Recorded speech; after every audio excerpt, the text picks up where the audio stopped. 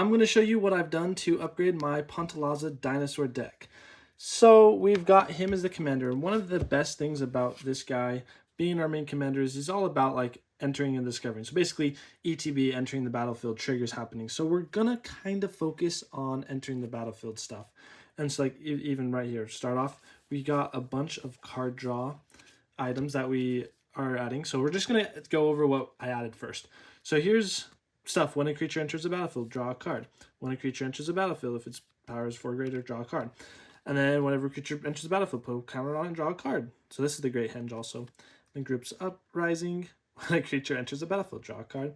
And then also draw a card, because that is very good. So this kind of replaced a bunch of these other creatures that we took out that were all card draw based. But next we're going to go over kind of our utility cards that we just added in. So this one, just whenever a creature enters the battlefield, will do a ton of damage to wherever we want. And then this just helps bring our dinosaurs not necessarily back, but once they die, they're not gone forever. Keep our dinosaurs protected, protected, protected. That's what these 3 cards, Heroic Intervention, Boros Charm, makes them indestructible, Teferi's Protection, keeps everything safe. And I maybe should run more of those because my playgroup runs a lot of board wipes. It's almost too many, it's insane. I actually really love Always Watching, and I played this deck, and Always Watching came in so nice. Just giving every creature vigilance is really good. The +1 is nice, but not crazy. And also, one thing to note. So say if you have Always Watching out, you play that on turn 3, and then on turn 5 you play Pantlaza. His E will actually enter with a power of 5 because he gets the +1, and so you'll discover for 5. And hopefully, if you're watching this, you understand what the commander does. Basically, yeah, when a creature enters, we cascade, essentially, but have the option of putting it into our hand if we cascade into something that's like an instant that we don't want to go into yet. So here are some of the big, heavy beater cards that I've decided to add.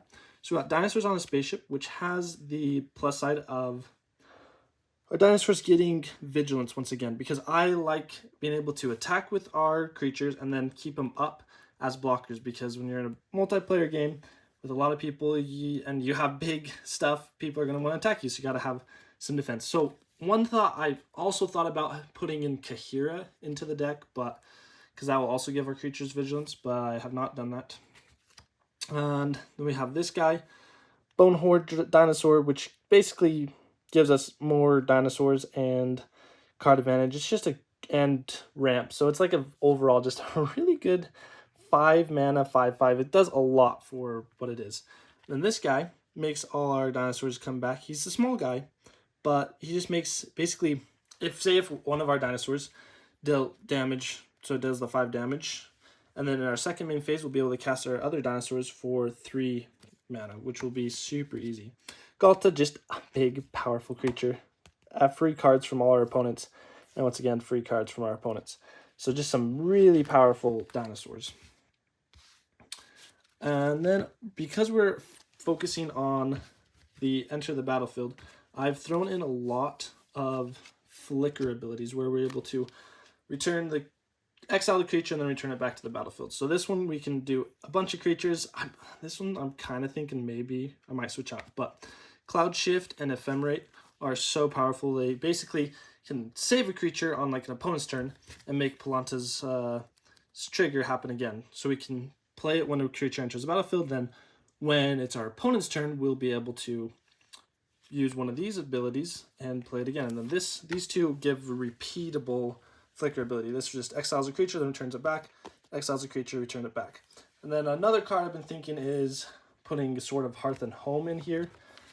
But that's once it comes, I probably what I'll replace Area Interlude with. And then for our basic lands that we, the lands that we switched out was pretty simple. I did very little. We just got the Triome, one more Triome that taps for all 3, that new one. And then these are the 3 lands that don't enter tapped if you have multiple opponents, so of the matching all the 3 colors. Nice and simple, and then Fabled Passage to search out for basic lands. Then the rest, oh yes, and then I also just fancied up my basic lands. I just took out the other ones and got some of the new ones because I think they look amazing. I love the new Ixalan lands. So then the rest of this deck is actually just as it comes. I did change out a few of the artworks because they were there. But so mainly we'll just show you what I did take out. I am thinking of putting in the shock lands instead of these three. That's my thought. Or instead of these three, instead of the reveal lands. Even though they kind of would go well. I'm not the biggest fan of these reveal lands, but we probably will take them out.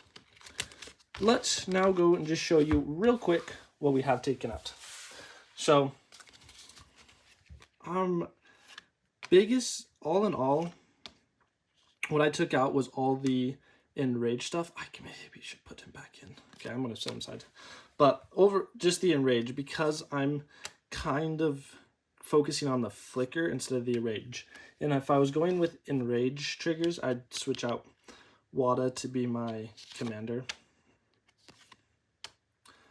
So, yeah, and most of them also were this, like, the uncommons and commons. Wait, why is he's too good. He needs to stay in the deck. Haha. But, like, he's even a big guy, but for 6, 7, 8 mana, I was like, I could, instead of having that, we could just have, like, Gishath, and that's kind of some of the big creatures we had to replace out. And then this one's like really good at hitting those enraged triggers, but we aren't really focusing on that. And some of these guys just cost way too much for what they do. Like, it's good to be able to just create another dinosaur on will, but we overall should be keeping our hands pretty full overall.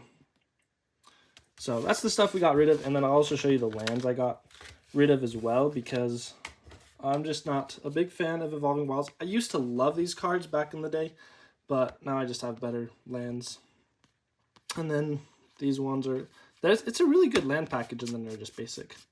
So like, I really did not change out too many lands. So I kept the deck mostly as is, and just made a couple of changes. But let's just go over a couple of the cards that I was thinking that I could put in. We could do a little bit more land search. Then this guy could be really good because you can just make a card, creature card, enter the battlefield. So it's basically you could pay 2 and tap this, and once again have big guy enter the battlefield. And then we also could do Greater Good. And Greater Good would mix with another card that I'm thinking about getting of Sneak Attack. So you like sneak attack in a really big creature, get all your ETB triggers happen, and then you can sacrifice it and draw a whole bunch of cards, and then just also a bunch of mana ramp. And it would make our creatures bigger, but because we get a lot of mana in this deck, I'm kind of not thinking of getting that. That's why I haven't put it in. And then a couple others that I've thought about was just Naya's Charm, and then also Invasion of Ikoria, and Welcome to Jurassic Park. Those ones are on order, and I'm pretty sure I'll just put them in, but I'm not sure of this stack of really good cards from the basic deck that I want to switch out, because there's a lot of good stuff, like Mana Ramp. This is so good, just drawing cards. So Dinosaur overall is a really good tribal deck, and it did come with Generous Gift. I was like, that one's a really good one. That I switched out Beast Within. Sorry, that's one more of my utilities. I was like, one of these removals I actually added. This one's a great board wipe. I think oh no, we have one other board wipe that is pretty good in this deck. And so as I've played with this, it is just a powerful, scary deck. And the best part is overall, it was mainly just the pre-con. So hopefully those gave you a few ideas of what you could throw into your dinosaur deck. And I hope you all have a good rest of your day. We'll see you later. Goodbye.